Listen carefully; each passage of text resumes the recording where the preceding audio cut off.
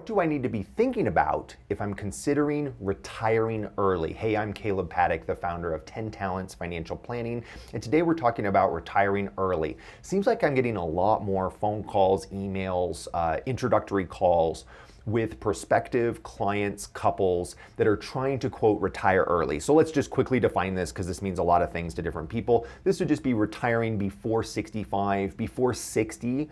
Maybe you're anywhere from 50 to 59, 60 years old, and maybe you were going to retire in your mid-60s, the traditional age 65 target retirement, and you're accelerating or you want to accelerate that. Well, what can go wrong? What are some things to consider?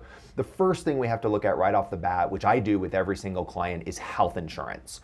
Are you going to stay on COBRA, which is through your employer's plan?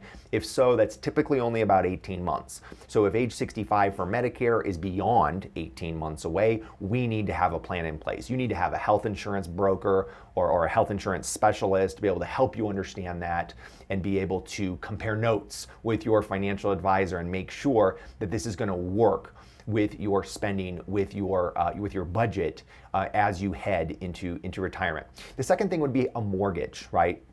Oftentimes folks are going to be either selling their home, switching residences, or they have that on their mind. So you need to think through, what are those costs? What's the cost of switching, right? Oftentimes this is more than a mortgage. This is property tax, HOA, maintenance, on it goes. You need to be dialed in on these numbers on the housing front as well as the health insurance front.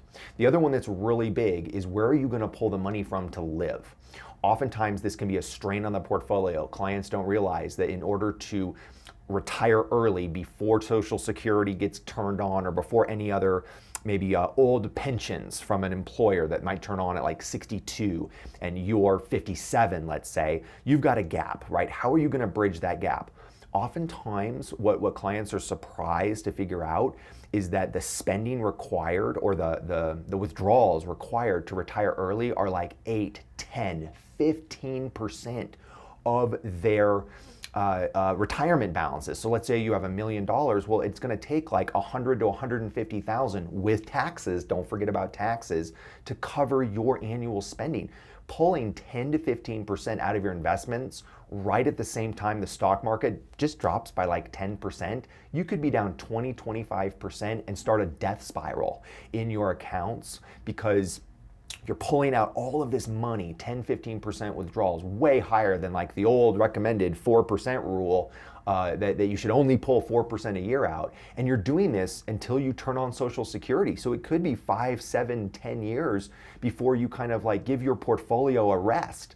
And so these are some of the things you need to think about. You can mitigate them through part-time work, finding something where you can work to bridge that gap for those years, reducing spending to relieve the portfolio, or just looking at ways to be more efficient with your spend on things that matter more to you, that are valuable, that you find joy and fulfillment out of, and cutting the spending in areas that are just a waste or you get no joy. So those are some of the things to be thinking about, many others as well, but those are the primary ones that come up typically early when I speak with clients. Thanks so much for tuning in today. Bye-bye now.